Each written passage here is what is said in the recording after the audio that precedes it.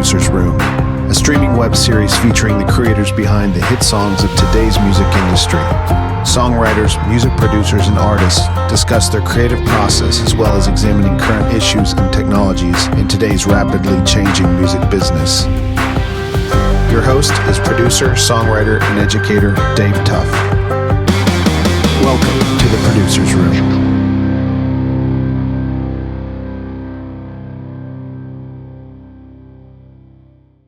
Hey guys, welcome to this week's episode of The Producer's Room. I'm your host, Dave Tuff. I'm really excited about our guest today, Mike Farrell, coming from LA. And before we get to Mike, I want to talk a little bit about where we are. You'll notice a change of venue this time. And we're at the House of David here on Music Row. We want to thank David Briggs, the owner, for having us here, and point out that it's a newly renovated and operating studio here on Music Row.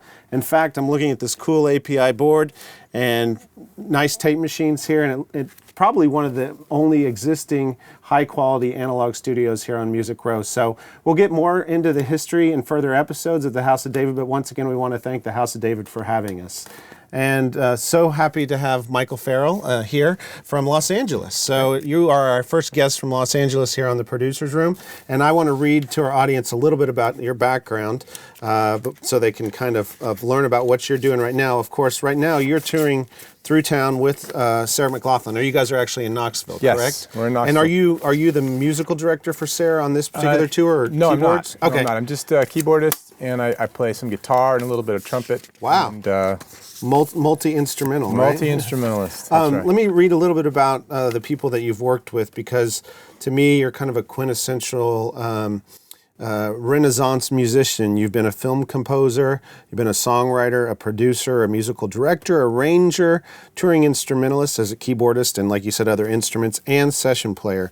And Sarah McLachlan is your most recent tour, but you've also been on tour with names such as Morrissey, Alanis Morissette, Macy Gray, Daniel Powder, Vanessa Carlton. The list goes on and on and on, and maybe we'll get into more of those names. But welcome once again, and Thank you. I'm sure our audience would want to hear a lot about how you got to where you are right now. So you're based out of LA, is that correct? Can you take me back a little bit? Are you from Los Angeles originally? Originally, I'm from Cleveland, Ohio. Okay. Not too far from here. Great. And I moved to Los Angeles after, when I became a young adult, in order to pursue recording and film and TV music. And now, did you go to school for music? I did not. Okay. I trained classically as a pianist, and while I was in high school, I played in bands and did that whole thing. But I went to college for economics. Okay, great. And then kind of came back to music in my early 20s. And in Ohio, or were you? Yeah. Okay. Yes. Okay. I traveled around a little bit. I was in New Zealand for a year studying, and then I came back to Syracuse, and then after a year at Syracuse in the film program there, I moved out to LA. Okay, so and I've been there ever since. So for 20 film. years. So I was reading here that you got also. Well, first of all, this is amazing. You're a Fulbright scholar. I think that's great. Yeah. And but you also have a master's degree in television, radio, and film. That's is right. that correct? That was the program at Syracuse, and following my year overseas, I felt like I came back to America, and I really wanted to get involved in the media. And that was what led me to Syracuse. And at Syracuse, it's kind of where I got back into music. I was composing little bits of music for short films and different advertisements and things. So it kind of getting back into the American mainstream kind of got me back. Okay, so you're there, and like you said, then you decide to make the move to LA. So why LA? Why not New York or Nashville or Austin or? Yeah, good question. I think at the time, this is the early 90s. Yeah. The record business was really in LA at that point. And film and TV was definitely there. So both of those two things kind of made me feel like Los Angeles was the best fit for me. Besides which, it was a little cheaper than New York. If I were doing this today, I think Nashville would be a real viable option. Right. I think Nashville has really grown in terms of the kinds of music it produces, and also just there's always been quality country musicians here, but now there's quality musicians of all kinds. Yeah. And actually, this is kind of fun because this is my first time on Music Row. Yeah, well, welcome. First time. I've been to Nashville before, but never down here where all the studios are. So it's great. It's kind of neat. So you're out there in LA. Are you getting work now as a session musician right when you land on the ground? Other jobs that you had? I mean, how did you survive when you first got to LA? It certainly did not happen overnight. Yeah. I started as a production assistant on Okay. films. You know, you're just driving around, Yeah. you're delivering things and taking people places and dropping off lunch. And while I was doing that, I just tried to get as many jobs as I could playing wherever I could. And it took a little while to get rolling, but after a year or 18 months, I was able to get my first touring job, and then just kind of snowballs. As you meet people, they turn you on to other people, and, you know, if you work with them and things go well, they put in a good word for you with somebody else. Well, I want to get more into that because I think our audience would appreciate that, especially the aspiring songwriters and producers and session musicians and touring musicians. How did you get that first break going on a tour with a band or a well-known artist, I guess? That first tour was Vanessa Carlton, and there's a guy in Los Angeles named Barry Squire, who is kind of a patron saint for musicians. He's a contractor in one sense, but what he does is he organizes auditions, and he kind of puts acts with certain musicians that he thinks are the right people. It's funny because his attention is in demand, but it happened to be that two different friends of mine mentioned me to him on the same day. Well, that's nice. And that was kind of the weird thing that kind of triggered my name for him. And then one tour leads to another. That's right. He actually the first two jobs that I got, Vanessa Carlton and Macy Gray, were both Barry Squire auditions that he organized and brought me out for as a person that might be good for this job. Wow. So, and then I'm reading the list, and I couldn't repeat all of the other tours you've been on, but before Sarah, you were with Richie Sambora, is that correct? That's right. The year before. Yep. And then give me some more names. Yeah. I don't see too many here. all those. It's funny because, you know, looking back on those jobs, they all come from knowing another musician or another producer or someone who vouches for you and says, "Hey, you should check out this guy. He's, you know, he can do it. He's a great player. He's a good, stable person. You really like working with him."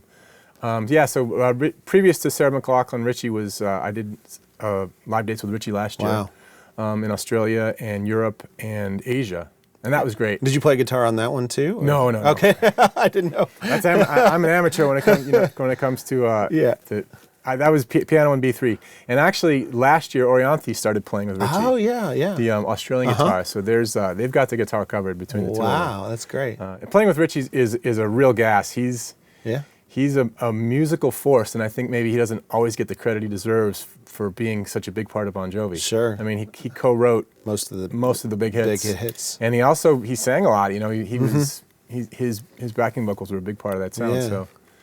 That's interesting. Yeah, he's kind of, I would think, like Michael Anthony is to Van Halen. Exactly. You can't miss that background vocal, just like he is to Bon Jovi. And it translates live. I mean, he's a great solo performer. He can really. I guess so many diverse artists. Just tell me a little bit more about your musical background, your musical chops. Are you reading charts? How do you prepare for tours like this? How do you adapt? I mean, do they give you 100 songs that you have to learn, and then they say, I'm going to pick them out of a hat, or do you have set lists? Or each case is different. Morrissey liked to have a great kind of pot of songs to choose from. And how he was feeling that night. Yeah, so there would be probably 35 or 40 songs to learn at the beginning. Right. And then out of that, he would pick 18 or 19. So was this just his solo material, or Smith's too, or what did he like to do? When I first started with him, he seemed to shy away from the Smiths material a little bit. We would throw one or two songs in, but over time, I worked with him for about 5 years, and over time I think he became more comfortable with the fact that maybe he was getting further away from the demise of the end of the band or whatever. He became more comfortable with it. So by the time I finished with him, we would do maybe 5 or 6 Smith tunes a night. And, you know, the fans And your guitar player could cover the Mar parts and all that. We had 2 guitar players. I was going to say, it takes 2 guys, right? Right. Johnny Mars, he's a special guitar player. Yeah, but then, I know I'm sidetracking here when you brought up the word Morrissey, but you spent some time in the studio with him as well. So did that develop out of your live relationship? Yes. And you did some writing with him playing on the album? That's right. He's being in his band is very much like being in a band, even though he's the act. He wants the band to travel together. He wants the band to work together, to play together, to work on songs. So it's kind of cool. It's kind of a neat vibe in the sense that the first record I worked on was Ringleader of the Tormentors. And was that mid-2000s? 2006. Okay. And he puts the word out and he says, hey, I'm looking for material. And he's an interesting person to collaborate with. And as far as I know... Did he just do lyrics? Did he do music too? As far as I know, this is how he's always done it. With Stephen Street, with Johnny Marr, with everybody. What you do is you come up with a track. You do a whole instrumental track. You lay out the whole thing. So he's the first top liner kind of thing? Exactly. And you send him the track, and if he likes the vibe, he comes back and there's a song. There's really very little kind of back and forth. At least until you get to the studio. Sometimes things change. So were you sweating that? Like, what kind of track should I make for Morrissey? Well, a little bit. I mean, you don't want to miss an opportunity like that. So he put out the word. There's several co-writers in the band, so we all put stuff together. And I think I sent him maybe 4 or 5 things, and he picked 2 of them. So it was really exciting to get to record those songs. That's awesome. So that relationship is nice because it's the studio and live. And one other question about Morrissey: did you get covered in roses every night? Is that the deal? What is the deal? Is it the fans throw? The fans throw. No, they would only throw flowers. it at him. Okay. And they're not roses. There's some other flower. Some other flower that I can't. It doesn't occur to me what they are. But that's all right. I know. I've read that once about Morrissey shows. All right, guys, you're watching The Producer's Room. We'll be right back.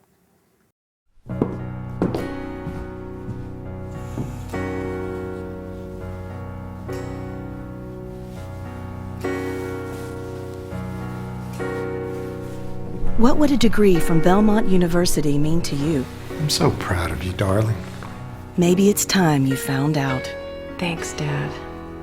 I can't believe I finally did it. Belmont University Adult Degree Program.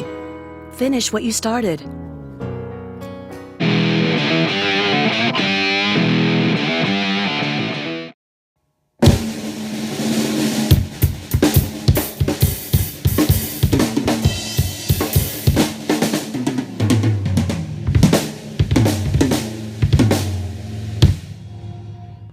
Hey guys, Dave, just grooving out here on a Sunday afternoon, like Marvin Gaye said.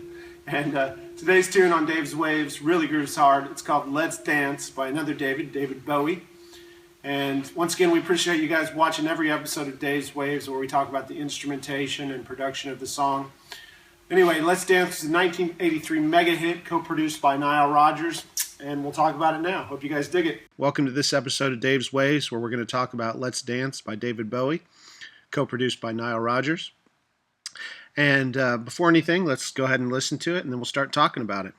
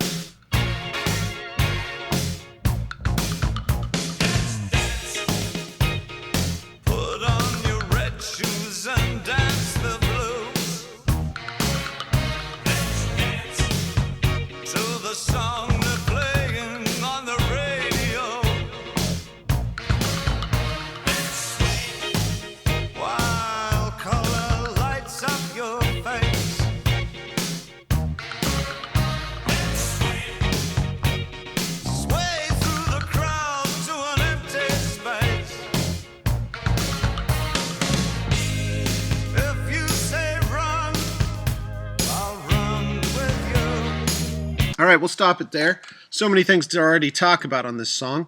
First thing let's talk about is the hook itself. Let's Dance. Obviously, it's an invitation to the listener. We've talked about that before. An invitation to the listener to draw them in. It's a we song. Let's dance, all of us together. And then you'll notice the bridge actually speaks to the listener specifically. If you say run, I'll run with you. And it's no accident there's a lot of repetition. If you say run, I'll run with you. Or let's dance, let's sway. And actually, if you listen to the lyrics, it's even a call and response, taking it back to even early spirituals, where let's dance, response, let's dance. Let's listen to that real quick. Response. Put on your red shoes and dance the blues. And then another response. So there's actually three responses there. There's a let's dance, There's Bowie's response, and then there's the horn echo of what he does, which is really cool. So 3 responses there lyrically, but the song doesn't necessarily start right with the hook. It starts with what I call the Beatles type of twist and shout build up there. Scale degrees 1, 3, 5, flat 7, dominant 7th chord with the ahs on the vocals. And to me, that's a Nile Rodgers technique that he had used before in his band Chic with Bernard Edwards, the late Bernard Edwards. Niall's obviously still with us, and if you listen to the one song that comes to my mind is Good Times by Chic. Once again, it starts kind of with a piano glissando or a reverse piano there at the beginning of the song, which obviously then influenced Queen with Another One Bites the Dust with their reverse piano as well in that song. But it has a little piano gliss that captures the listener's attention right away, and that's really important with radio. I think this song was number 1 on both sides of the ocean. I think it went to number 1 in '83 in England and in the States. So let's check out that build-up real quick at the beginning, the Beatles-type build-up that catches your attention.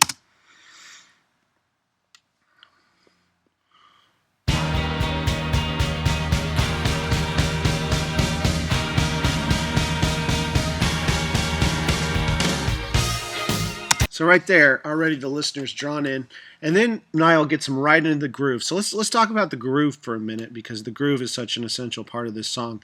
So first off, you'll notice, there are stems here, but really the biggest stem is guitar and horns combined together. But you'll notice a pretty sparse instrumentation, but the song itself sounds really, really big. And once again, when I think of Nile Rodgers' production, it's kind of a theme that he has in his production, that every part sounds really big. It's not that many parts. It's not like 100 plus tracks like we have on some radio songs today, but it might be 20 or 30 parts, but they all sound huge. So speaking of a huge sound, they cut this in the Power Station, and Tony Bongiovanni, don't know exactly how to pronounce it in Italian, but that name sounds familiar. Bon Jovi, he was Bon Jovi's uncle. And he owned the Power Station, and it had a nice big room. And the first thing they did with that room, or at least guys like Bob Clearmountain, was not invented, I should say, because Phil Collins actually did that first on one of his records, the gated snare sound. But the Power Station was a great room for that gated snare sound. So let's actually listen to that real quick.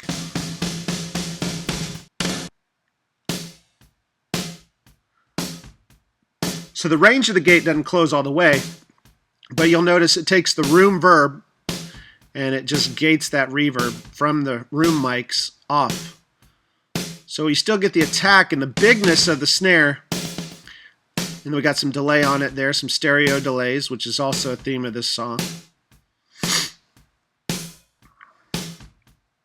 Right? So that in itself is a cool technique to make the snare sound huge. And then let's go ahead and add the kick. Let's see what they did with that. Which I think is funny when I listen to this, because the kick is flamming. It's almost like 2 kicks together, but I never noticed that when I actually listened to the song. So today we probably shy away from that because it muddies up the low end, but it doesn't seem to hurt the song in any way.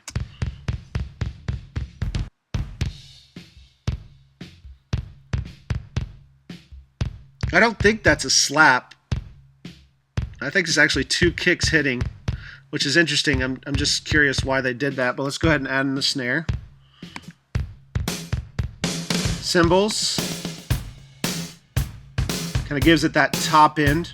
But you notice Omar Hakim here is playing real simple quarter notes, right? Except for some occasional 16ths on the bass drum. But that group itself holds the song together. And then the coolest part is that since it's such a simple groove, it leaves some space for the wood blocks here, played by Sammy Figueroa, I guess. And what they did with the wood blocks, once again, speaking to that stereo delay technique, I'm not sure what device they were using at the time. It's '83, so they probably had digital delay at that point in time. But stereo delay on the wood blocks as well, which to me is such a signature part of this song. Let's go ahead and turn those up just a hair so we can hear them. And here we go.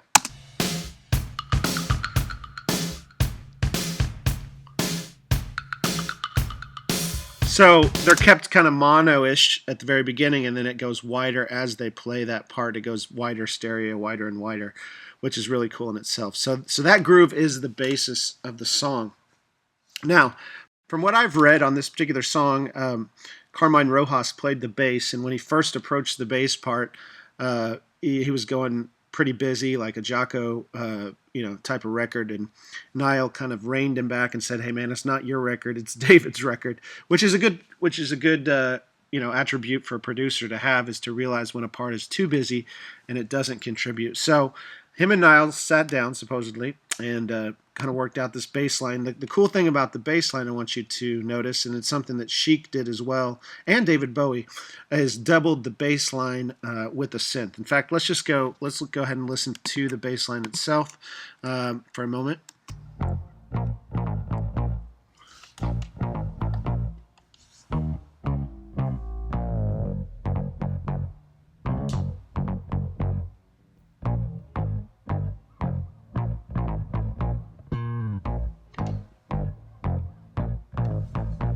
So another cool thing about the bass line, and we talked about this last time in the Coldplay song, is that it uses the exact same 2-bar, which is funny, a repeating pattern here, repeating motif between two songs 20 years apart, but it uses downbeats on the first half, or the first bar of the music, don't, boom, boom, boom, and then the second bar is all syncopated, I would say more offbeat than onbeat, so boom, boom, boom, bum, second bar, dum, ba-dum, bum, bum. So real syncopated. And that is a real catchy way to do it, right? So a lot of syncopation there, but still cool. If you, once again, a Chic technique, if you listen to Good Times, the song Good Times once again, they had the exact same thing going on. The first bar was all down notes for the bass guitar, bum, bum, bum. Bum ba dum bum bum bum bum ba da dum dum dum bum ba da bum bum bum bum ba dum, right? So exact same thing Niall is using here. Different notes, obviously. This is in the key of A flat, and that was in the key of E, but same idea with the bass rhythm. So that's crucial there. Okay, so if it was just that, it would be a pretty grooving song, right? With all the things going on.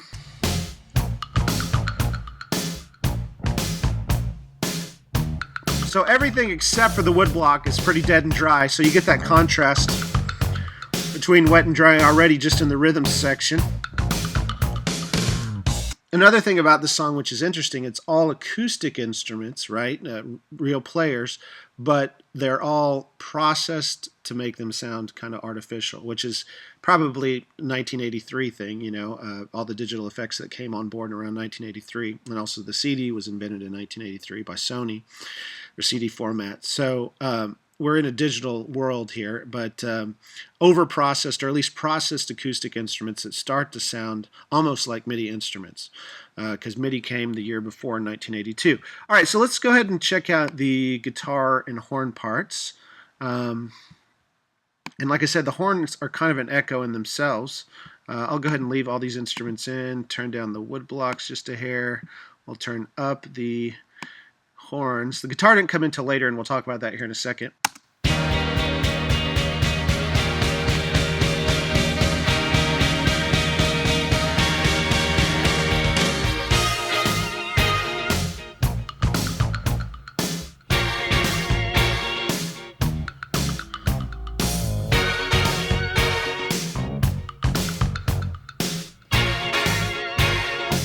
Okay, yet another rhythmic thing to pay attention to on this groove, at least the verse groove or the chorus groove, whatever you want to call it, is that the horns are doing their syncopated parts rhythmically when the bass is holding down the quarter notes. So there's never a part where the bass is syncopated and real, jumpy, and the horns are real syncopated and jumpy.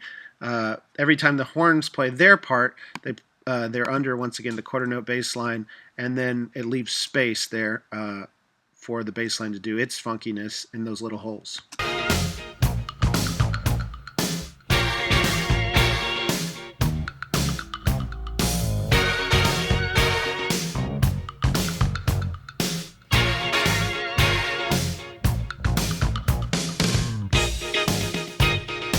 Okay, starting to hear the guitar coming more there.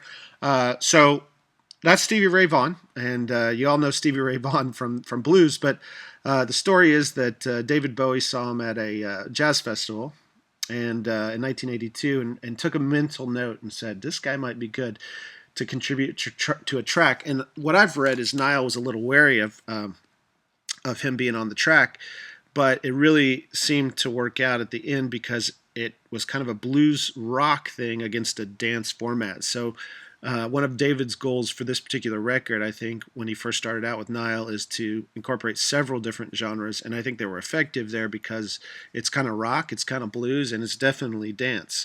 So Stevie Ray Vaughan there with some stereo delays to keep adding to our stereo delays that we already have on the wood blocks and somewhat on the snare.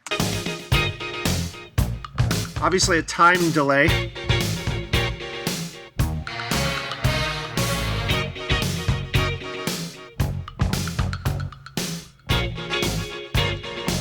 But even on the guitar parts, you'll hear that all these three things lock together that have delays on them. The snare, the wood blocks, and the guitar, they're not stepping on each other. So let's go to the bridge and see what the horns and the guitars do.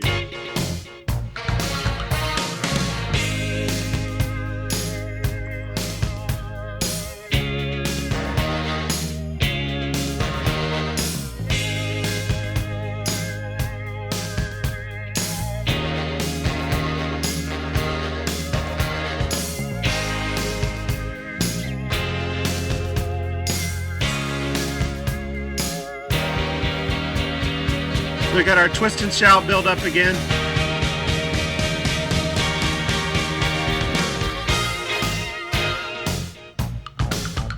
Okay, so the cool thing about that, at least the bridge, once again, we're talking about contrast in arrangement and production. So you'll notice that I guess we could call the chorus or the first part of the groove very staccato in all the parts, very short.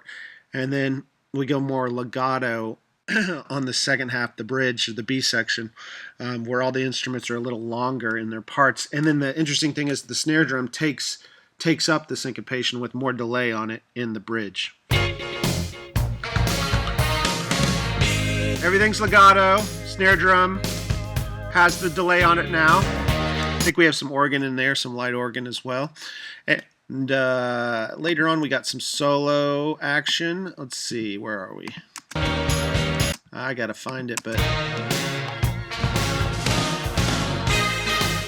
so definitely different remixes on this song. I think this was probably a little longer than the actual radio remix, so I'm trying to find the lead. There we go. Let's listen to our Stevie Ray lead real quick.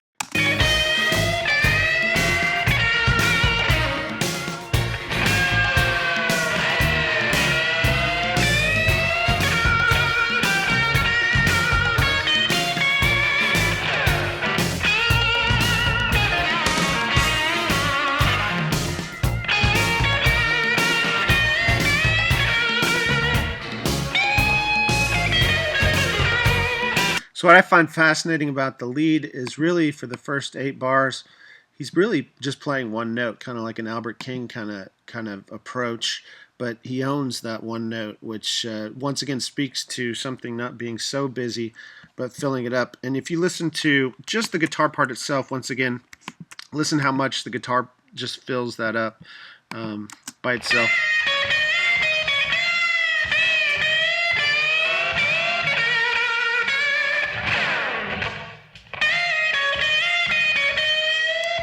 Really just focusing around that one note, just bends and cool slides and things like that Stevie did on that, a little bit of slapback on that particular part. All right, let's go ahead and revisit the vocal here, talk about it. So once again, like I said, the vocal is a call and response. Let's dance, let's dance, let's sway, let's sway.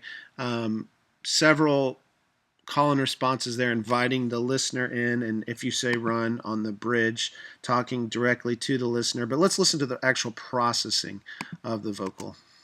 Let's dance. Okay, some background singers there. Put on your red shoes and dance the blues. Once again, going back to our Coldplay, it's just interesting that these things come around. The Coldplay almost use the exact same effects where it was a longer verb on the vocal.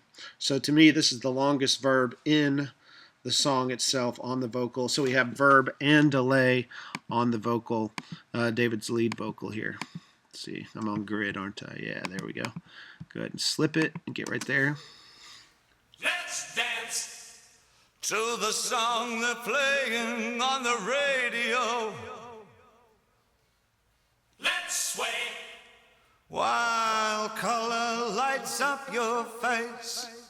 Another thing, interesting wise, mix wise at least, is that this particular delay on the vocal is not timed like the other. It's not rhythmically timed like the other delay. So I don't know if there's a timing to it. It's a dotted eighth or anything like that, but it actually doesn't have the timing, which actually probably helps it stand out more in the track than if it would have had the exact same rhythmic delay. To the song they're playing on the radio. Let's sway while color lights up your face. Let's sway, sway through the crowd to an empty space. If you say run, I'll run with you. And if you say hide, we'll hide. Nice little background parts there. My love for you would break my heart in two. If you should fall into my arms, tremble like a flower. Good performance by Bowie there. A few things which is interesting EQ-wise as well is that Bowie's vocal still has that low end to it, and then probably makes it stand out more, while the BGVs, the background vocals, are a little bit thinner, obviously. And if you think everything's bright on this recording, it's no accident, because I think Niall went for that, or Niall and David went for that. They really wanted to stand out on radio and make it bright to compete with all the other records. Even though the CD had come out this year, people were still primarily playing records at that particular time, and adding high end to it would definitely make it stand out from other cuts on the radio. One thing harmonically that we should move on to is you'll notice that all the verses are in key of B flat minor, and they kind of stay on that B flat minor. But then when the bridge comes, it's kind of like a happier chord progression, if you want to put it that way, a little happier modulation. So groove it on one chord, and then when we get to the B section, it starts to change chords, which actually lifts the harmonic structure of the song. Let's see. Through the crowd to an empty space. If you say run, I'll run with you. And if you say hide, we'll hide. Because my love for you would break my heart in two. If you should fall into my arms, tremble like a flower.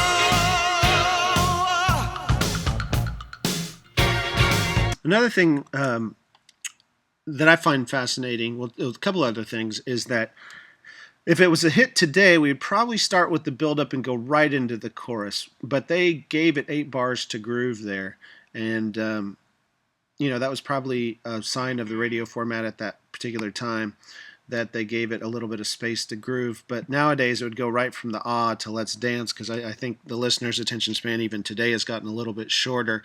From my research, at least, I think 30% of the Billboard, and my studies show that 30% of the Billboard hits of top 100 hits of 2012, 2013 used no intro, so they went straight into the song. So just shows you a little bit different how we might produce it today. The other thing that I would just in general talk about is the horn parts, and I think, I'm not sure, I think Niall probably arranged the horn parts, but Barry sax, and so they were trying to get that old school R&B perhaps even Stax Memphis sound in the arrangement of the song. Like I said, this went to #1 on both sides of the charts. Few instruments, but it makes it sound still huge in its sound because of the contrast and the reverbs, the delays, the gated snare, all of that. Niall actually heard the demo, from what my reading, as a folk song. David Bowie played it to him on a guitar, acoustic guitar, and it was a folk song. But David knew his choice of Niall would be minimalistic, but he also knew that Niall would add that dance groove that he had used from Chic to the song, and that's exactly what he ended up doing. Really, I think we should just call it at this point and enjoy the rest of the song. Let's go ahead and move to the latter half of the song and try to enjoy some of the solo that Stevie played and just play it on out. Once again, if you guys have questions about this, or if I forgot to cover something that you think is important, go ahead and shoot me an email. And once again, check it out. David Bowie, 1983, Let's Dance, recorded at the Power Station in New York with Nile Rodgers co-producing.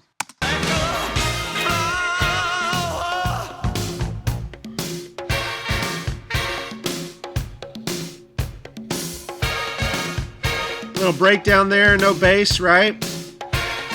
Another classic Nile technique.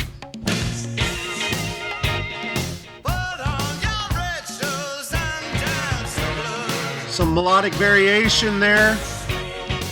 Keep the listener interested.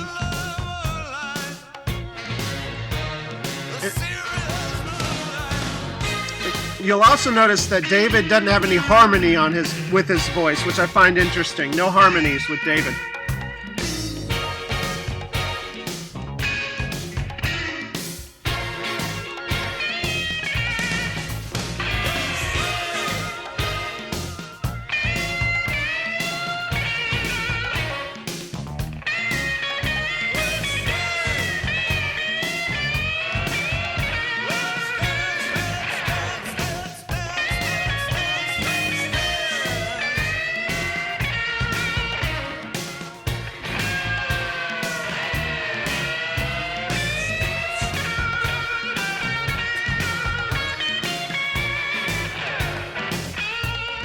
So in true 80s fashion, we're going to do a fade out. Thanks again for watching Dave's Waves, and we'll see you next time.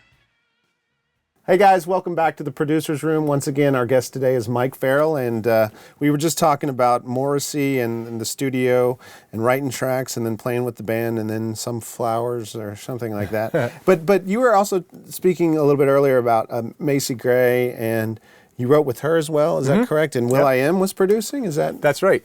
Macy's style of collaboration was quite different than Morrissey. Yeah. Macy's a real character. She's she's not very organized. Okay. So what would happen is you get a call at 8 or 9 at night, and hey, you want to come down to the studio? There you go. That's okay. And, I like that. So she talks like she sings, right? All right. So you say, yeah, sure, and you go down there, and there's, usually she will have called a couple people, and it's a melting pot and mishmash of people. There might be a bass player, or a DJ, or a trumpet player, or whatever. And you all just sit around and write some stuff. Nice. And so some of the tracks that I did with her were actually with Justin Meldal Johnson. I don't know if you know him. He's a producer now. He did I think he did M83 record last year and the recent Paramore one. Now, was this this her second record? This is her third record. I was listening to a not Chad Cramwell, Matt Chamberlain thing where he was saying how in the first days it was the same guy that managed Macy and Fiona and then that's right, some other band. Andy Slater. Yeah. And then he became a producer, but this is a little later on. This is later. Right? Yes, this is after her first record was a huge smash. Right. Second record was big, and this actually might be her fourth record. Yeah. Okay. So we would all end up at the studio, and Macy would usually not there. Yeah. And we would kind of goof around with some stuff, and she might show up at midnight. She might show up at 3. She might, it was real old school, Right. So that was fun. There's a couple tracks that we ended up with on the big record, which will.i.am produced. Yeah. And I actually didn't. I wasn't with Will. Yeah. When the track ultimately was finished, we were just there kind of for the creation of it, and we would put down a demo, and then Interesting. later So it was date, almost they like would- the what they call the Tuesday night music sessions with Sheryl Crow, where people were just jamming, Yeah. and then they took your raw stuff and developed it more for the Yep. the album. Yeah, Interesting. or there Or did would- they use your tracks? I guess, or would that you said that was just the demo? They didn't use any of the They recordings? did actually. Okay. I subsequently, they would strip off what they wanted to Yeah. use and replace drums or replace bass or Yeah. whatever. So your Rhodes part wasn't on there, right? No, I'm just kidding. Oh, I'm just joking. Yeah. No, so that's awesome. And then one other artist that came up, because I think your resume is so diverse. Ben Lee. How'd you end up with Ben, and writing or playing in his band? Writing, actually. Okay. I met Ben on the Vanessa Carlton tour. He was actually our opening act, and just stayed in touch with him as a really nice dude and really talented, interesting guy. Is he based in Australia, or is he in LA? He's in Los Angeles Okay. now. He's actually married to an LA girl. Okay, and he lives cool. in LA. They have a Nice. family there. Nice. So I met him through that tour, and then he came to my studio and worked on a couple things, and I just helped him out with a few different covers. I think we did a cover of "Walking on Sunshine" for Beethoven 3 or something. Okay. And then subsequent to that, we actually co-wrote a song for a film that never got made. But Yeah. The song turned out great, and That's- he's a really, really great, talented guy. So it sounds like you have your own studio, which is, I do, is probably yeah. home base, and then Home base. I know that probably leads right into some of your work as a film composer. And does that kind of work? You just said we just wrote a song for Beethoven 3 or another movie. Does that kind of work just come to you if you live in LA, or do you still have to seek it out, or people? I think you have to seek it Yeah. out. I think you do. I'm not at the level where people are just calling me to work on Right. stuff. I don't know. I Not don't John know if Williams anybody- yet? Yeah. Or, no, I'm just kidding. Danny So Elfman, you yeah. have to seek it out, Yeah. and those kinds of opportunities are really fun because when you work on a movie like that, it's a chance for you to meet that whole crew and impress that whole crew Sure. with the job that you did. Yeah. And hopefully then that crew carries you to the next film that they do, or when somebody's looking for something, I gotta So, get but I didn't know you have scored films before, right? I mean, Yeah. you just had one at Sundance in 2013. Yeah. Tell me about that film. Yes. And how you got that opportunity and what you did and all Yeah, that. actually through Morrissey, I met Tom Lennon, who was Okay. a Hollywood screenwriter and actor, and Yeah. he and his writing partner Ben Garant are the two gentlemen from Reno 911. Ah, that's funny. So I like yeah, that they're show. the two main cops. So they're writers, and I had met Tom through Morrissey. Tom's a big Morrissey fan, and Tom came and saw me perform with Morrissey, and then subsequent to us being friends, he said, "I have some stuff. I'd love you to write some music for this and this," and I did a bunch of kind of little projects, which ultimately led up to their feature film called Hell Baby. Okay, and that was at Sundance. At Sundance in and is it 2013. available on DVD It is. now? It's available Okay. on iTunes. Very cool. You can watch it on iTunes. It's incredibly gory and silly and funny. All right. It's actually really, really quite a fun movie.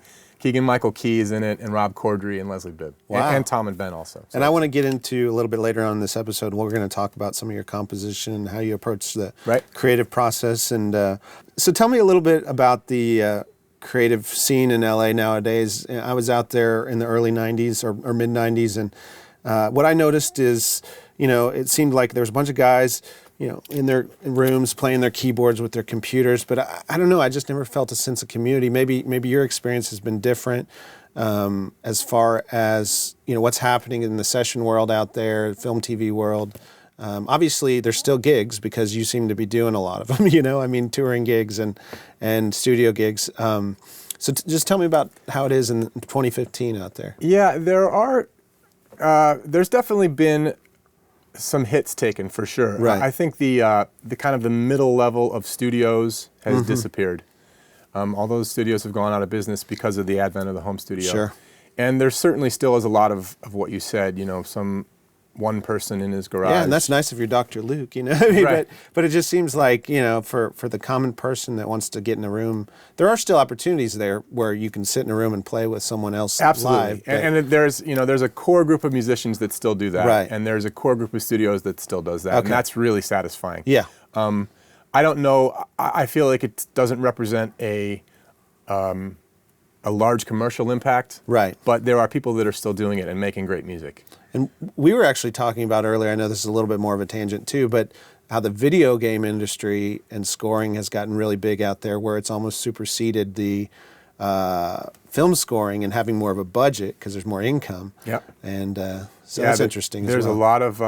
a a lot of the former film composers are going that route just because the budgets are kind of what they were used to back in the good old days. And they can afford to have a 60-piece orchestra, and they can afford to record for weeks and weeks and weeks because of the the revenues that these games are pulling in. Sure. So these sessions, they're good sessions to get on because there's so much music in these games. There's hours and hours of music in these games, so you can. And those are probably still union, right? Whereas I would imagine some of the stuff is non-union nowadays. I think they are. Knowing the business in general. Yeah. I'm also reading here that you're scoring an upcoming documentary. Is that correct? Yes, it's actually finished. Okay. It's a film called Kelly's Hollywood. All right. You can check it out at kellyshollywood.com. It's a documentary about the filmmaker is Brian, and his sister is Kelly. Kelly was Down syndrome. She passed away about 5 or 6 years ago. And the film is kind of a record of their life together. Wow. And how he took care of this girl through her life. And one of the interesting kind of subplots of the movie is how he kind of, in all his relationships, he kind of failed to.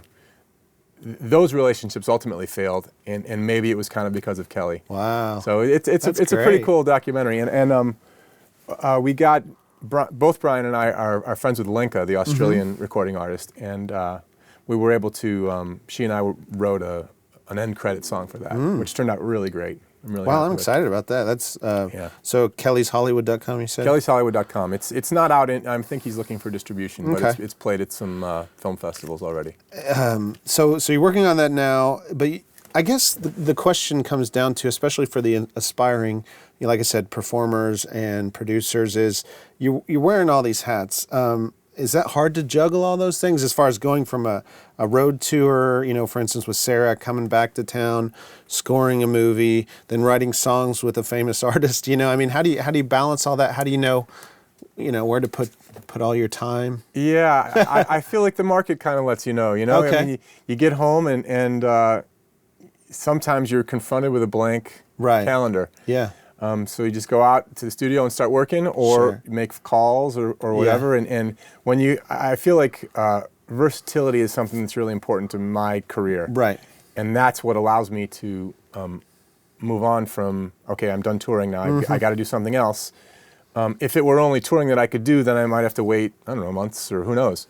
But because when there's lots of plates spinning, maybe you can get that one spinning when the other ones fall down, and you kind of. And you were saying that you are doing some internet sessions too, where producers will send you some tracks and then overdubbing in your home studio. I do that. Back. So I mean, if any of you out there are interested, my website is catminority.com. Cool. I've done that frequently with producers all over the country where. That's great, and you just have your setup there with your pianos and your Rhodes and your Hammond organ, Wurlitzer, Rhodes, clarinet. Send it right back. Synths. And then yet another. Speaking of plates, is you've been. I'm just keep going down the list here. Speaking of all the plates, musical director and arranger of America's Got Talent, American Idol, X Factor, Dance War on ABC. So what are those gigs like? Is that like you show up at the beginning of the day, learn all the charts, and then play that night for the performance? Is it it's full-time gig, or it is a full-time gig, although it tends to come and go in terms of weeks. Like American Idol, I usually work on a couple weeks at a time and then go away for a while. But you got to be reading those charts like that. That's right? that's a very can be a very stressful job. It's actually very fun. Yeah. But it's fun because it's exciting and vibrant, and that in 3 days, in 2 days, in 1 day, there's a live performance, and it better be ready. Are you reading charts on that? Reading number charts? Well, what we do is we work with the contestants. We help them pick their songs. Okay. Help them figure out the Keys cut. Okay. There's a 90-second cut. 90-second. So we figure out what part of the song we're going to sing. Figure out the key. We might figure out some kind of special little ending, or there might be a different arrangement thing that they want to try, and then we make the arrangement, and then it goes to the band. So. Yeah. It functions pretty smoothly, so that there's not stress. But every now and then there's something crazy. I remember on America's Got Talent one time, it would air at 5 o'clock Western time, which is 8 o'clock Eastern. And at 4:15, we were in the green room. So it was shot live? Yeah, oh yeah. Just no delay, maybe a 5-second delay? Yeah, just a 5-second delay in case something crazy something went down. happened. At 4:15, we were in the green room recording backing vocals for a track that was going to play at 5 o'clock. So that can be kind of stressful. That is very stressful. And Are you getting a little bit more of the technical side? Are your rigs on all the? I mean, do you have a preferred rig for our keyboard players out there? Do you have a rig that you travel with, or does it vary on the gig? Varies on the gig. I prefer to play real instruments when I can. Yeah. Hammond, Worley. Right. It's not always possible. Like right now, you're on a tour bus. Is that possible with your backline or on this tour? This tour we have a CX3, which is a Okay. kind of a MIDI version of an organ, but Right. there's a real Leslie, which is great. Yeah, nice. And then a controller. Okay. So on the Alanis gig, I play a real B3 and a real Worley and a. I feel sorry And for Sarah- those guys. Yeah, and the Sarah Carnage actually guys, yeah. Sarah plays a grand piano. So Wow. a Yamaha. So. Brings with her, and they got to tune it every show, probably every with all show. this nice southern humidity here Yeah. and all that. And Morrissey, I had a Yamaha CP70 and various synths and. And then what about your studio rig? Are you a DP guy, Logic, Pro Tools, and virtual instruments? And all I that? switched over to Logic not long ago, and I have to Okay. say I really like it. I've heard the learning curve's steep, but after The you learning learn curve it, is steep. After you learn it, you're happy. But you know what? I never got up that Pro Tools learning curve anyway, so I was still at I the hear bottom ya. of that. Yeah, I hear you. And then any particular soft synths that you really? I mean, like you said, you use real keys, but anything that kind of pops out in your brain that you really like to use, Native composing Instruments. wise? The Native Okay. Instruments, massive. Yeah. I really like that. I did a Comedy Central show at midnight. Mm-hmm. I did the theme song and kind of an interstitial library of various little Yeah.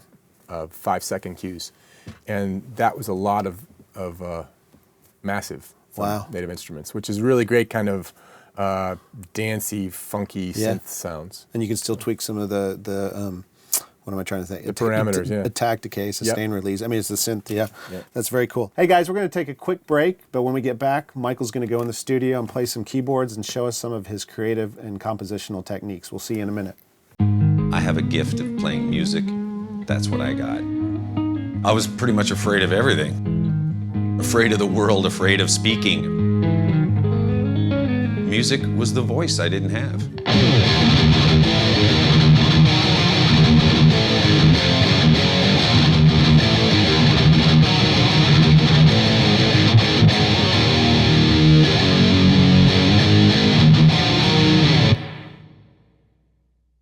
All right, guys, welcome to On the Record. And today's On the Record is exciting because we're here at the House of David, and Mike Farrell is going to play us some piano and talk about some of his compositional techniques. And piano's your main instrument, correct? Yeah. Although you play several instruments. Yeah, I learned music on piano. Great. And you were saying you read scores, you read charts, but you also play by ear as well? Yeah, I do. Great. Let's talk a little bit about we were talking about your use of the computer programs to do some scoring and the song that you had in the Sundance Film Festival for the film Hell Baby in That's Sundance. right.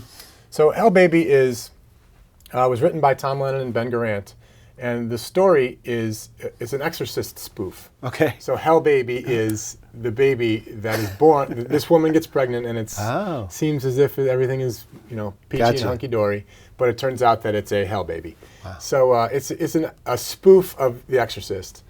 But working for Tom and Ben was really, really cool because the movie is set in New Orleans. Mm-hmm. So initially I thought, wow, it's be some New Orleans music. It's going to be fun.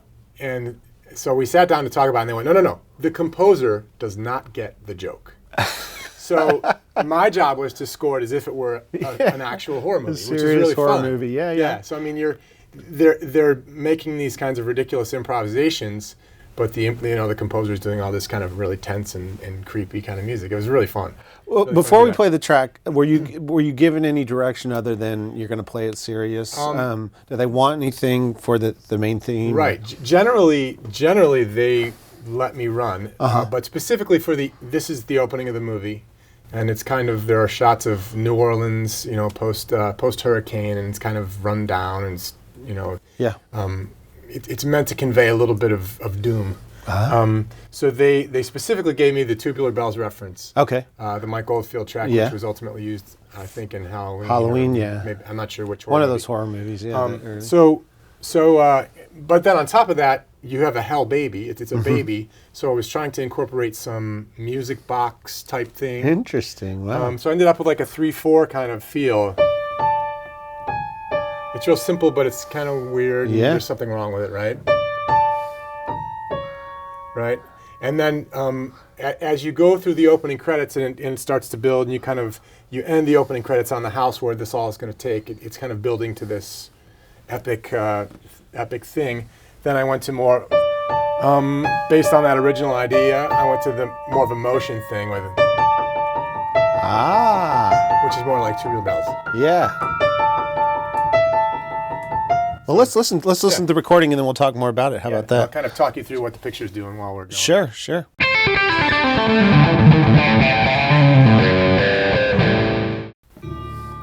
So this is the top of the movie. Starts in black. There's a little bit of a church atmosphere, kind of. The two heroes are priests that are going to perform the exorcism. That's Ben and Tom. So there's a little bit of a church element. And you've got kind of the weird filter loops noises. That's pretty much straight out of Tubular Bells. Was that a gong that I just heard? Yeah, No? gong, yeah. And this is actually a combination of live instruments and sample libraries. Yeah. Live piano, live percussion, and then some of the other things are electronics. So we're kind of going through New Orleans and we're seeing the various There's the scary more places. motion going, starting there. Yeah, and the motion begins. And because it's the Hell Baby, I'm kind of going for kind of a little hypnotic music box kind of. Well, I hear vibe. the music box doubling some of There's that. a little Yeah. Celeste in there Yeah. for the music box vibe. And now we're seeing this house where all this epic action is going to take place. And it's the Hell Baby. The thing comes up, it says Hell Baby. Right there. And now we're kind of panning back and we're about to get the two main characters. Very cool. All right. Well, that's a lot of stuff that we could discuss there on that particular recording. So you were just talking about a combination of real instruments and programmed instruments, but also at the same time, are you given the visual to score to? Yes. And what program at that? I know you said you were using Logic now, but were you using Logic back then? Yes, or? I was using Logic Okay. back then. Actually, that was my first project. Okay. That I kind of That shifted is a over to steep Logic. learning curve. Yeah, A new it's steep- project and a new program. Right, and a film scope. Yeah. So that was Logic, and So time code kind of. I mean, you're looking at the scene as you're playing? that's right. or- They give you a burn-in time code in the picture frame, Yes. so you can sketch it out. And the hard part is always you might have 90 seconds, and then on the next cut you might have 70 seconds, and the next cut Right. you might have 110 seconds, and so the later you can wait, the better, until picture's finally locked. But it doesn't always work like that. Sometimes you just gotta make the changes. So in this brave new world of scoring in the DAW, the digital audio workstation, are you actually making a score, or are you just kind of visually arranging it? I guess I would put, right here, the gong comes in, or the chimes comes in, or the Celeste comes in. Are you just recording that as you go, or do you actually need a written score anymore? I didn't use written scores on this because it's mostly me Okay. playing the parts. And then when you needed to do the overdubs, how did that work as far as the live instruments? You said you overdubbed what, timpani? It's live piano Okay. and live percussion. Okay. And that was really just replacing synthetic What was sounds. there? Okay. Yeah, just going. And for so when more- do you make more- that decision, and how is that dictated by budget, to when you're going to use synthetic things versus real things versus... The piano is a through line in the whole score. Yeah. So there's a lot of cues in the score, but for 6 or 7 of the main ones, we went into the studio and did a proper piano, mic'd up, a nice grand Gotcha. piano, because they were going to be really exposed and they were really important elements. Sure. So I mean, you're kind of always trying to figure out how much money you want to spend on these things, Right. because they're always low budget, and you just gotta determine The most what's important... worth Sure. spending the money on.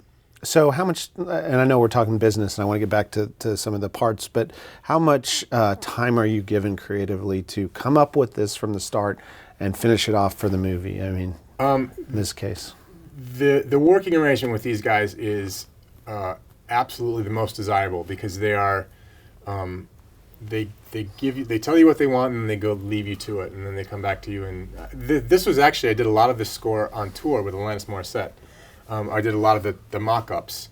I would get up in the morning, and work until 3 or 4, and then go to sound check. So I would mock up all day and get the cues, and then when the tour was over, we got home, and picture was locked, and we did notes, and then once everything is okay, it's finished, then we can go in and actually properly track the piano. So we're using piano mock-ups the entire time. Right, and because- they were able to approve that, Right. the Right. producer/directors. And Yeah.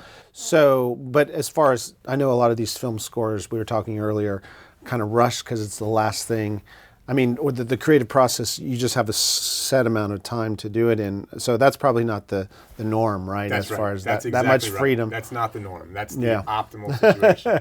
And that's mostly unusual. But you've had to probably get a film score done in, what, 2 weeks or something like that? Yeah, and so. that's actually, that's more typical. Right. Because the production takes longer, and then the editing takes longer, and the sound editing takes longer, and, you're getting backed up further and further, closer to the deadline, and then they want the score as soon as possible, usually. Yeah. This was exceptional. So orchestration-wise, and then we'll move on. But orchestration-wise, did you have formal training in orchestration, or do you listen to enough music in your life that you just know what's supposed to go where? I don't have formal training, although I've done quite a bit of on-the-job training. I worked Right. I worked for a couple different arrangers that have used live orchestras, and I kind of was able to watch how they orchestrated Sure. and kind of passed out the Yeah, the various voicings. learning on the job. Yeah, One of those definitely. was the guy that I worked for on American Idol, Right. and America's Got Talent. So that's all valuable. It's neat to be able to hear, oh, that's the range of the cello, and that sounds Sure. good, and that's too high. Yeah, that makes sense. So you said 90 minutes of cues on that one. How many? It's a 90-minute film. There's probably Okay. about 62 minutes, which is a lot. I mean, Wow. usually for a 90-minute film, it's 25 or 30 minutes. Wow. But these guys, they're big music fans, so they were, it's So great. you were saying you met these guys through Morrissey, and so I wanted to get into a little bit more of your pop sensibilities or your commercial songwriting. Like we said, you'd written with Macy Gray and Ben Lee and also Morrissey. So let's talk about when you were in Morrissey's band, you were writing with them. Any particular tracks we could play? Right. 2006, we had done the You Are the Quarry tour, which was kind of his big comeback, and it was wildly celebrated. So 2006 was the follow-up album to that, Ringleader of the Tormentors. And he decided he wanted to track in Italy. And he's, as I was saying, he's really into the band vibe. So he says to the band, let's get some songs together, send me what you got. So we all send in our tracks, and he goes through and he picks what he likes. And one day a packet arrives in the mail. It says, here's the album. So you open it up, and it's got a list of 12 songs. Wow. And, they're titles you've never heard before because Sure. they're brand new. So you kind of fumble through and you figure out, is there any of these mine? And it turned out that 2 of them were mine on this. So he's just recording vocals on his home setup or something? Yes, he gets the 2-track demo from Yeah. us. And then, I don't know, someone helps him with a microphone. Or, I don't know. Sure. Yeah, Sure. But Who it's knows? extremely lo-fi. Yeah. So the album was, in essence, right there. Here's the 12 songs. Here's even the sequence that they're going to be in. And here's the order which we're going to record them in Italy. So you didn't suggest any lyrical content? No. I mean, in fact, can you show us maybe just a little bit about what you were thinking? Like, even in the process of, I got to send a track to Morrissey. What are you thinking? Are you listening to Morrissey records? Are you? I mean, obviously you played it on the road, so Right. you knew his catalog. Yeah, and I also was thinking about Smith songs that I liked. Yeah. And I was also thinking about Is that a 6 and 6, or is that? Or it's in 9. 9. 1, 2, 3, 4, 5, 6, 7, 8, 9. 1, 2, 3, Ooh. 4, 5, 6, 7, 8, 9. 1, 2, 3. Right. Which ends up being a little bit problematic. We'll get into that, right? Right. So anyway, I was also thinking about what I thought was his artistic direction. He's coming into middle age. Yeah. He always had kind of that crooner thing. Exactly. And Low, I was sultry. right. So I was voice. going for something kind of melancholy and in that way. Yeah. It turns out that on this record he wanted to go more garage. Huh. And his subsequent records have kind of continued that. It's more lo-fi, more grungy kind of. Interesting. Grungy is the wrong word, but Yeah. more dirty or more, not more sophisticated. Wow. Quite the opposite. But we'll wait for him to do the standards album like the Rod Stewart Right. in a couple more years. Right. But he's not quite there yet, right? So this was one of the songs that he picked. Yeah. Number 6 on the list was Sweetie Pie, which is kind of this progression. Uh-huh. And so we got to Italy, and we're recording the songs in order, and through a variety of problems, the first 2 weeks were just a train wreck. We didn't get anything done. We were sitting around the studio. The things were being fixed, and certain personnel were being replaced, and it was just kind of a nightmare. So finally, after 2 weeks, it all gets sorted out. Tony Visconti comes in. He's going to produce the new record. Not bad. Choice as a producer. That's right. That's Had you ever worked with Tony before? No. And Morrissey? No, Okay. no. And this was probably when Tony was still not working with David, because I know he got back together with David later on, but... Yeah, I don't know where it falls. Yeah. I think at that point he and David were on good terms. Okay. Maybe it was after that. Yeah. So Tony Visconti comes in and gets the studio working properly, and we show up, and finally we start blazing through the songs. Now, as I said, the first 4 or 5 songs are all kind of pretty straightforward guitar-based rock. So we're ripping through those. Those are going great. And then we get to the 9/8 song, at the end of the first day. Yeah. And we've blazed through 5 songs. We've been working for 10 hours, and people are trying the 9/8 song, and it's just not really going over. So he pulled the plug on, and he said, "Okay, that's enough for today." And we ultimately never went back to it. Oh, yeah. So. Did you get anything from that session? Did he sing? He did. He sang over top of it, but it just wasn't materializing. Yeah. The band was still learning it, and the band was tired. There's and also I feel like maybe it was it didn't. I realized in retrospect it didn't fit in with the other songs. Right. Yeah. So subsequent to that, Tony did a kind of a remix version. Okay. Of Sweetie Pie. Can we check that out real quick? Yeah. I think I can pull that one up and here. That's actually available. You can hear that on Morrissey's Swords record. Oh, so it didn't end up on a record. Yeah. It's a little bit later on. It's on the record. And it's Tony Visconti's great, and he did a great job on the record. But this particular version is not my favorite. All right, here we go.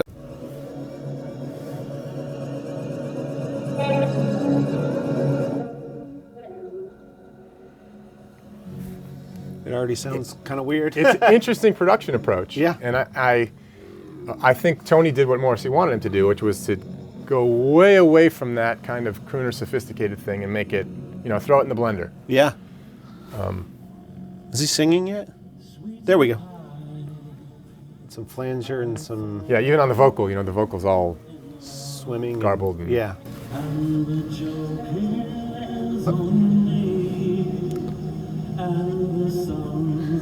So I had another track on that record, which turned out great. It's the last track on the album, At Last I Am Born, and it's I was really happy with the way that turned out. But I just leaving Italy, I felt like that was a missed opportunity.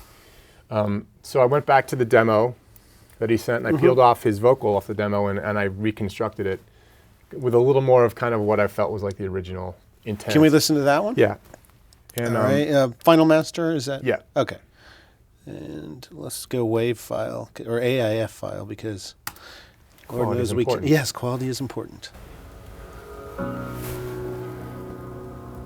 So this is done back in LA with just people that I know calling in favors, who are all happy to play on a Morrissey track. Your piano intro there. Sweetie pie, I've fallen in love, and the joke is on me. But you can also see how it doesn't quite fit in with driving rock. But it's a pretty song. Yeah. I'm depending on you. So that's the story of Sweetie Pie. To see I get safely to the port where my heart. Well, let me let this roll for a minute.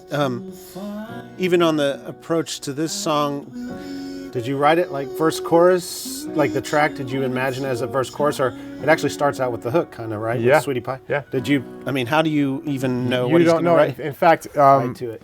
if you think about some of the other Morrissey catalog, Yeah. you start to realize why certain things happen the way they do. Like in Suede Head, the person who wrote that, I think it was Stephen Street, he probably envisioned that as the hook. Right. But Morrissey didn't sing over that. So, I mean, he came in after that with, "What do you call me?" Exactly. So, and if you now that you know that, if you go back and listen to Smith's songs, you're like, oh, that maybe explains That why could there's, have been that there's part, no but- singing there. And like even in How Soon Is Now, which is one of the Smiths most famous Right. tracks, there are great sections where he doesn't sing. You know, like he'll sing for a minute, and then there'll be 45 seconds of Right. instrumental. And That's interesting. It's And almost that's- like, I know like Jim Morrison did that technique where the band would jam the whole track and then he'd come in and sing over it. So, you know, I definitely know there's some singers out there that do that kind Yeah. of thing. But like I said, it's almost like top lining about 20 years earlier, you Yeah. know? So, well, one other question I want to ask you, because we were talking about the creative process, and I know you've, like I said, played with so many artists, and your resume is pretty large on the artists. On a tour gig, how do you approach, or even on when you were on American Idol, how do you approach if the singer asks you for different arrangements? So, can you think of any memorable intros for artists that you played with? right, the Alanis Morissette one. Okay, great. For That'd be- Uninvited.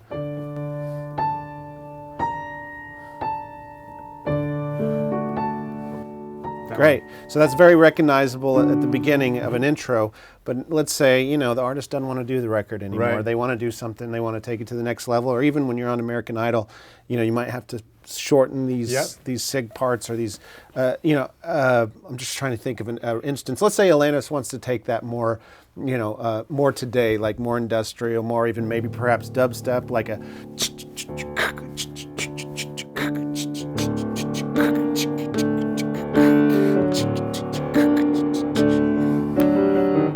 Yeah, Talking about music is a really hard thing to do. it right? is. Yeah, that's And so that would fit. But how did your approach change? You went to the lower register. well, I noticed Yeah, I did go. Yeah, it's more powerful. more powerful for sure. If you got a beat going, this is going to probably get lost. Yeah. This quiet tinkly thing. Right. But And are you focusing on any scales? Yeah, or any, in the original concept, you can hear the Yeah. slightly Middle Eastern Right. vibe of it. So I was kind of playing, Oh, yeah. kind of amping that up a little bit. So I guess my question is, where does that come from? Does that come from playing so much music? Does that come from studying the piano to just even be able to know how to do something like that? I think you have to listen, not just musically, but you have to listen to what people are saying, and sometimes you have to almost listen to what they mean instead of what they say. Ah. Because, especially depending on how much musical experience a person has, they may be trying to tell you something with their words, and they don't have the musical terminology for it, or they can't explain it quite right. So you just have to kind of, there's a little bit of witchcraft involved. You Sure. just have to kind of interpret what you think they might mean. And that makes you a great session player, a great orchestrator. and Well, all I don't that. know about that. I mean, there's plenty Yeah. of times where you try something and the answer is no, that's not it. Right. Well, that's good. Try something else.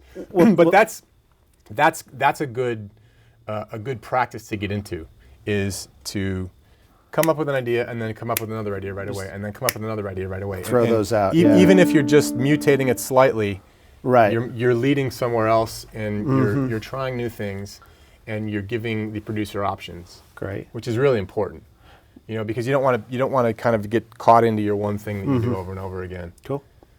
Well, thanks so much for talking about your records and your creative process. And do you want to play us out on the end of this segment with something? Can you think of anything? A standard? You told me you used to play at Nordstrom's. I did used to play. You weren't supposed to say that. All right, guys. Thanks so much for watching On the Record.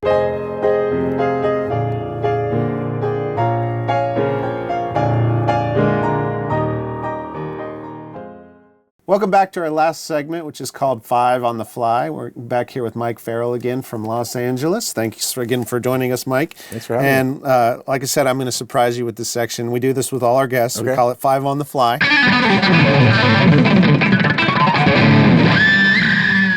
And you can answer with one word or, a sentence. At length. Okay. If you could eat lunch with one famous person, who would it be? Bruce and why? Springsteen. Being in the music business, you get to meet people. Yeah. I've met a lot of people that I look up to. Mm-hmm. Bruce Springsteen, I've never met, and he's actually. Let me. Can I say two With people? all of your touring, you haven't met. Okay, so Can I say two people? Yeah. I would say Bruce Springsteen and Roy Bittan. Okay. Because Roy Bittan is the piano player from the E Street Band. Ooh.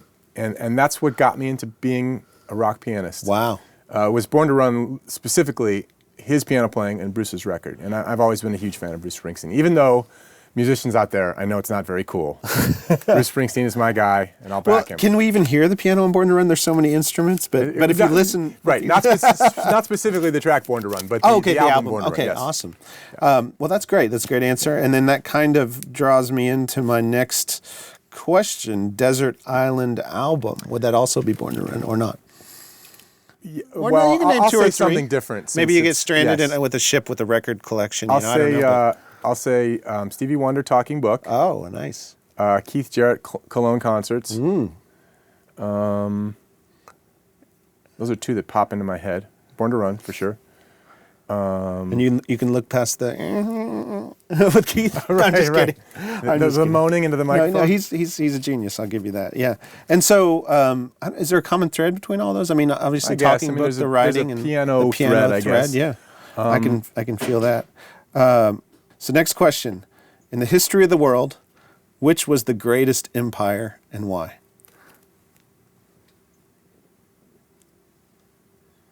Wow.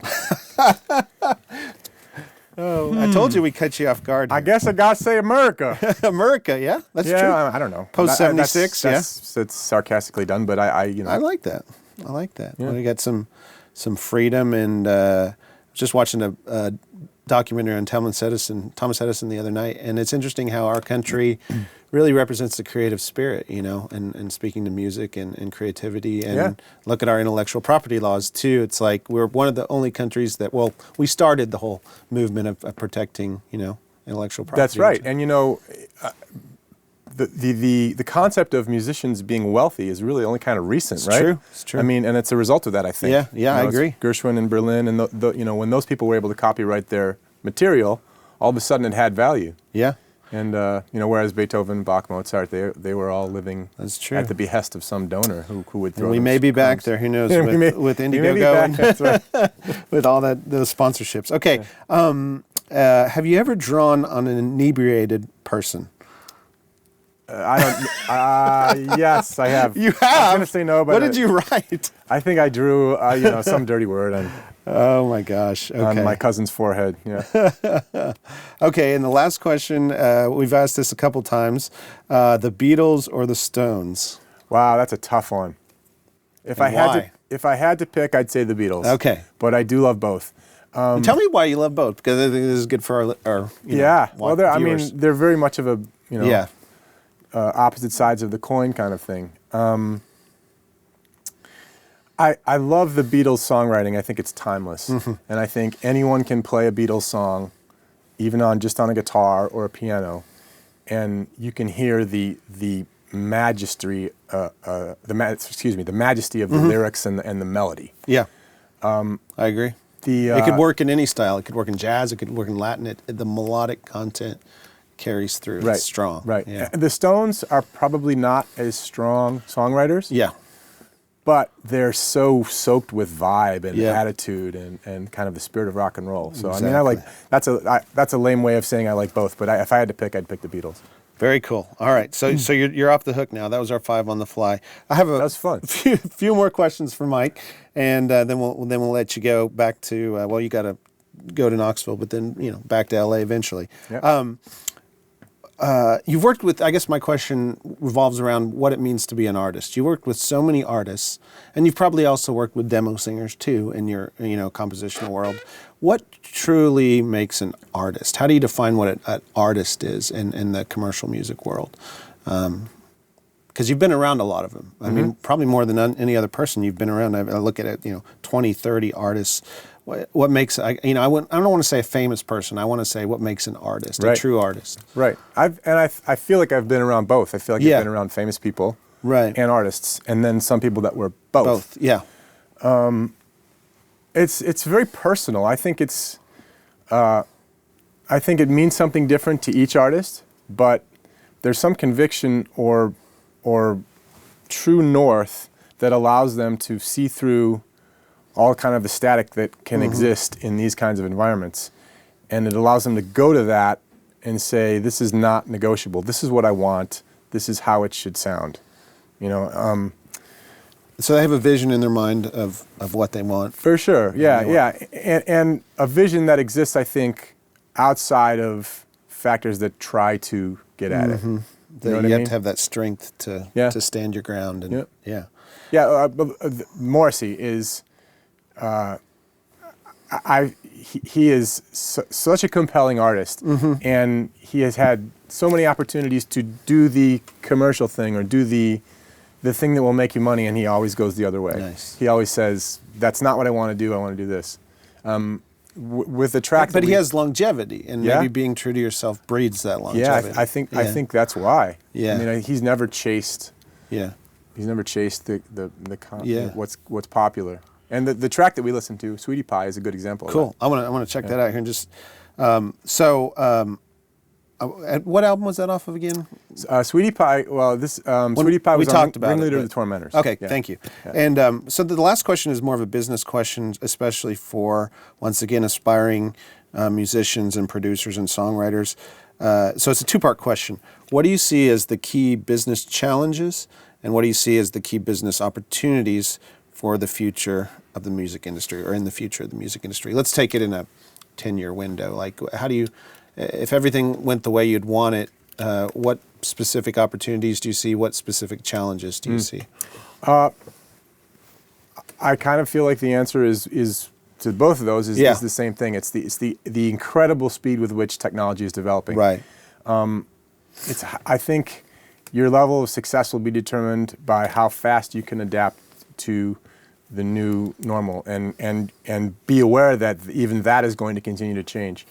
I feel like being a musician, for the 20 years that I've done it, I've always had to be aware of the fact that my job was winding up and I needed another job. And you're kind of always looking for a job, even though you're, you might have a job, but Right. you're always kind of looking down the road.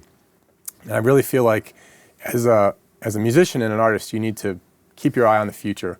What's coming, what's happening, not just musically, but in terms of the delivery systems and recording, and everything is changing so fast. I think that the person that adapts will be best equipped. Very good answer. Very good answer. Yeah. Thanks so much for being on the Producer's Room, Thank you, Mike. Dave. Once again, Mike Farrell, and you can find him at catminority.com. We appreciate you guys watching the Producer's Room. We'll see you next time.